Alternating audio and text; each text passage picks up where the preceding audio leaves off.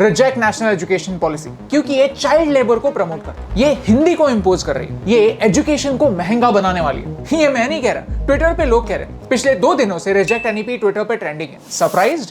We were to, क्योंकि हम education के बारे में बात कर रहे हैं, एक ऐसी पॉलिसी के बारे में बात कर रहे हैं जो बहुत सारे पॉजिटिव चेंजेस लाने वाली। आर्ट्स साइंस कॉमर्स में कोई रिजिड डिस्टिंक्शन नहीं होगा। स्टूडेंट्स अपना कोर्स खुद डिसाइड कर पाएंगे। रोट लर्निंग कम और प्रैक्टिकल लर्निंग ज्यादा होगी। तो प्रॉब्लम क्या है? In the next 3 minutes, we are going to explain 4 changes in our education system and question why some people have a problem with it. ये इन्फॉर्मेशन किसी न्यूज आर्टिकल से नहीं है। We actually went through the policy and prepared these facts. तो अगर आपको ये video पसंद आता है तो प्लीज इस वीडियो को शेयर कीजिए। हम ऐसे ही इंडिया के बारे में पॉजिटिव वीडियोस बनाते हैं। तो अगर आपको हमारा काम पसंद आता है तो प्लीज हमारे YouTube चैनल को सब्सक्राइब कीजिए और इस बेल आइकन को प्रेस कीजिए। Number 1, internships. पॉलिसी कहती है 6 to 8 स्टैंडर्ड के बीच में बच्चों के लिए एक फन कोर्स होना चाहिए। कारपेंटर्स, इलेक्ट्रिशियंस, गार्डनर्स इंपॉर्टेंट होते हैं और उनकी वैल्यू होती है। हमारे एजुकेशन सिस्टम में उनके ट्रेनिंग के लिए एक जगह होना जरूरी है। स्टूडेंट्स को सिर्फ बुकिश नॉलेज नहीं, प्रैक्टिकल नॉलेज भी मिलना चाहिए। कोडिंग जैसे टेक्निकल स्किल्स स्कूल लेवल पे सिखाए जाएंगे और साल में 10 दिन के लिए एक बैगलेस पीरियड इंट्रोड्यूस होगा, जहाँ पर बच्चे एक इंटर्न की तरह लोकल कारपेंटर्स, गार्डनर्स और आर्टिस्ट से सीख सकते हैं। तो पॉलिसी के इस फैक्ट को ट्विस्ट करके कुछ लोग दूसरे लोगों को डरा रहे हैं। कुछ लोगों को ये प्रैक्टिकल एक्सपीरियंस चाइल्ड लेबर लगता है। Students will actually learn how things work in the real world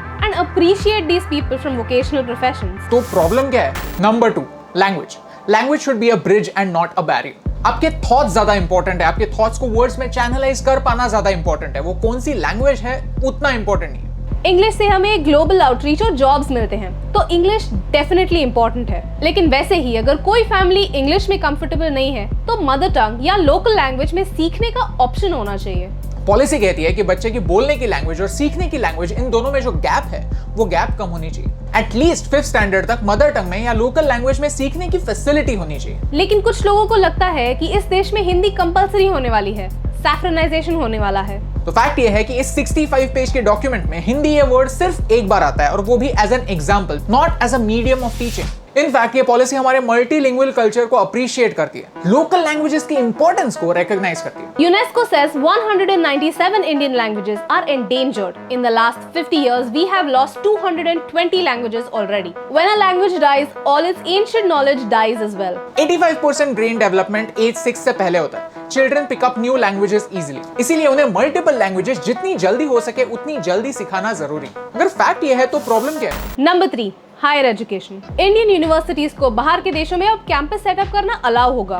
plus world की टॉप 100 यूनिवर्सिटीज अब उनका कैंपस भारत में सेटअप कर सकते हैं। टॉप 100 में से भी कुछ ही यूनिवर्सिटी सिलेक्ट होंगी जिन्हें यह परमिशन मिलेगी। इनके बारे में प्रॉपर लॉज बनेंगे और फिर क्या अलाउ होगा और क्या नहीं तभी डिसाइड होगा। भारत से अराउंड 7.5 लाख स्टूडेंट्स हर साल फॉरेन कंट्रीज में एजुकेशन के लिए जाते हैं। वो हायर एजुकेशन रेप्यूटेड यूनिवर्सिटी से लेना पसंद करते हैं और इसकी वजह से भारत में ब्रेन ड्रेन होता है। हमारे बेस्ट स्टूडेंट्स ज्यादा पैसे देकर फॉरेन यूनिवर्सिटीज में जाकर पढ़ते हैं और इंडिया में से टैलेंट कम होता है। ये फैक्ट है और पॉलिसी इसे एक्सेप्ट करती है और इस पर एक्शन लेना चाहती है। लेकिन कुछ लोगों को लगता है कि इसकी वजह से एजुकेशन अनअफोर्डेबल हो जाएगा। In fact, to avoid commercialization of education, the policy talks about setting fee limits for different courses. Foreign university से एजुकेशन लेना एक ऑप्शन होता है, कंपल्शन नहीं। हर सेक्टर में एक हेल्दी कंपटीशन होना हम कंज्यूमर्स के लिए बेटर होता है, ये एक प्रूवन फॉर्मूला है। तो प्रॉब्लम क्या है? Number 4, multiple exit options. आज अगर आप किसी वजह से कॉलेज में डिग्री लेने से पहले ही क्विट कर देते हैं, ड्रॉप आउट कर देते हैं, तो आपको एक फेलियर माना जाता है। But not anymore because you have multiple exit options. If you can't complete your course and drop out after 1 year, आपको एक सर्टिफिकेट मिलता है। 2 साल के बाद ड्रॉप आउट करने पर डिप्लोमा। और इसका रीजन ये नहीं कि ड्रॉप आउट्स एनकरेज हो, इसका रीजन ये है कि आज अगर आपकी रिस्पॉन्सिबिलिटीज की वजह से आप आपका पूरा कोर्स कंप्लीट नहीं कर सके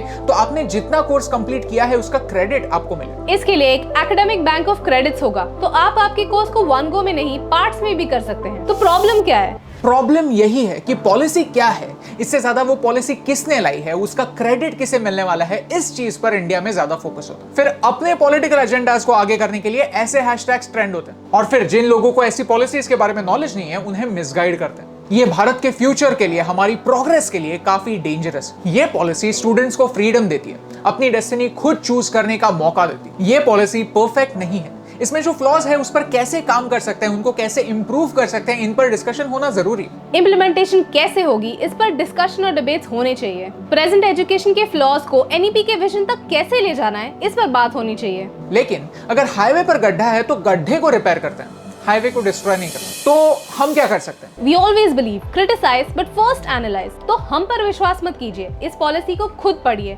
and learn the facts and make up your own opinions. What is right, what is wrong, ये आप डिसाइड कीजिए। लेकिन अगर आप ऐसे प्रोग्रेसिव चेंजेस को सपोर्ट करते हैं तो उनके बारे में बात करना स्टार्ट कीजिए। अगर आपको ये वीडियो अच्छा लगता है तो इस वीडियो को शेयर कीजिए और मिसकंसेप्शंस दूर कीजिए। It took 34 years for this policy to come on paper and it will take a long time before it becomes reality.